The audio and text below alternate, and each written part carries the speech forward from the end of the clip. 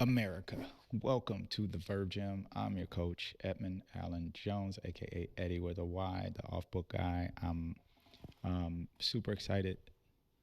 Not super excited. I'm just pretty chill today because this is me diving in and finally putting out content that I'm hoping will help you today. So one of the questions that has come up to me a lot is, how do I build the skills?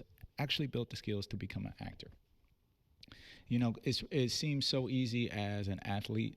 If you're a basketball player, you look at somebody like Kobe Bryant, where he was talking about his first year as a basketball player. He absolutely sucked. He didn't score any points that entire season. And so what he did was he thought of his basketball career as long term. And I believe he was 12 or 13 at the time when he began. And so he was like, okay, well, I've got 10 years to get good. And so when you have that kind of perspective or that kind of scope when you're thinking about your acting career, it makes it so much easier to, and it takes a lot of pressure off of you to get better, because you realize that, oh, okay, I am I'm going to get there, but I have to do it one thing at a time. So I'm preaching to myself right now. This is, as a creator, as somebody who has tons of ideas, I'm always trying to think about how can I squeeze a bajillion things into 1 year. But here's what he did. Going back to Kobe, he decided that each year he would add a new skill set. And so 1 year was dribbling. 1 year was defense. 1 year was rebounding. 1 year was the 15 footer. 1 year was free throw lines. And it just accumulated these skills over time, which resulted in mastery. And the other thing is, and it's one of my great quotes, I'm going to paraphrase it, but he basically said, you got to be in love with the basics. And so there are so many things that go into making a beautiful actor who moves well, speaks beautifully, that you need to master over time. Now, some of these things you may already have in your toolkit because of who you are, the, the voice you were born with, the face that you were born with, the DNA that makes up you. The thing is, how can we translate that DNA into something that is going to make you an actor? So there are a couple of skills that I think, if we're looking at the ranking, first and foremost, I would say is active listening. A great actor is a listener, and I know a lot of people, when they hear that for the first time, it really blows their mind, because they're thinking, well, actors talk, they speak, they get in front of each other, in front of people, and they say a lot of words. But in order to truly be an actor, especially if you're looking at film acting, these are individuals who can receive and allow it to affect them. And it shows up in their face, it shows up in how they respond to the other actors in the scene. The next thing is a beautiful voice. And that doesn't mean you are a great singer.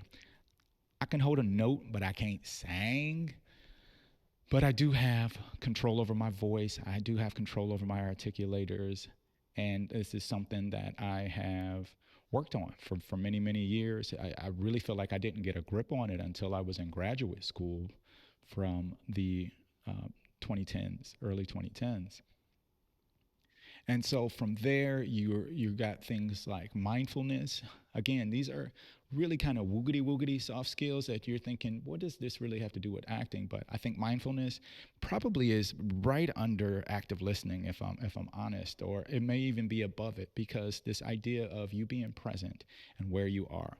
They call it stage presence. They say somebody, oh man, he had amazing stage presence. Well, what that means is they were literally present.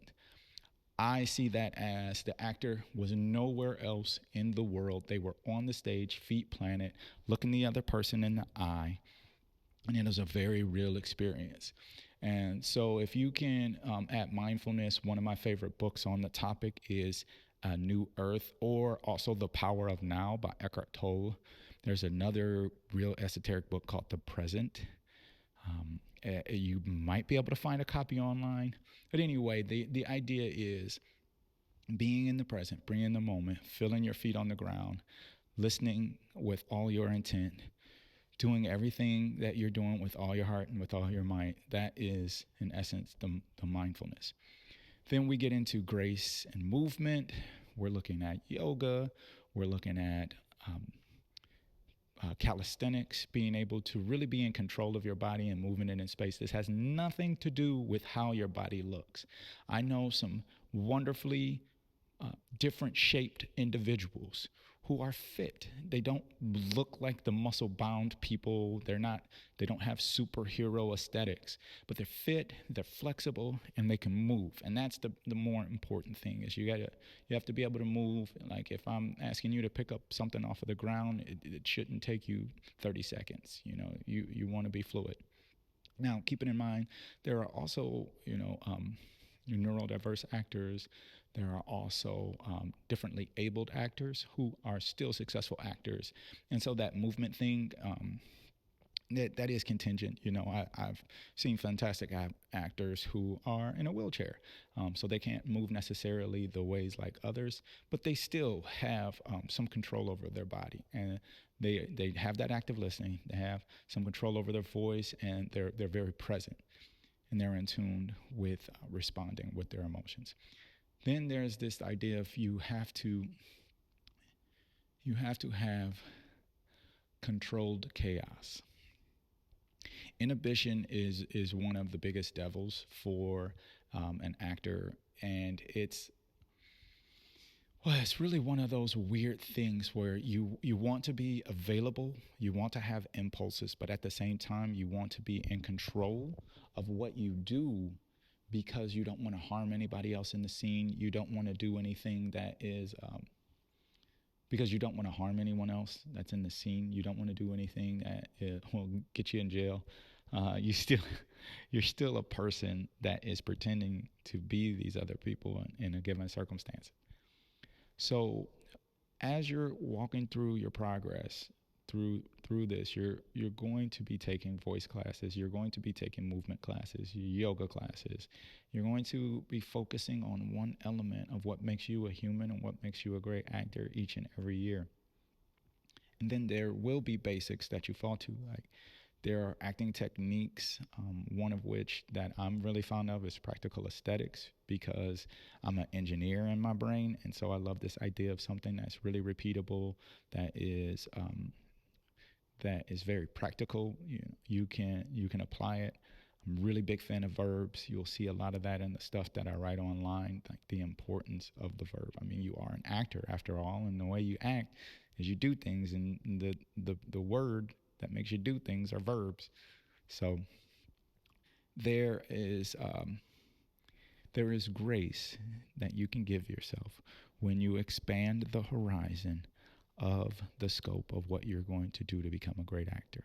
So instead of thinking, I got to make this happen in 6 months, let's think about how we can grow over 6 years.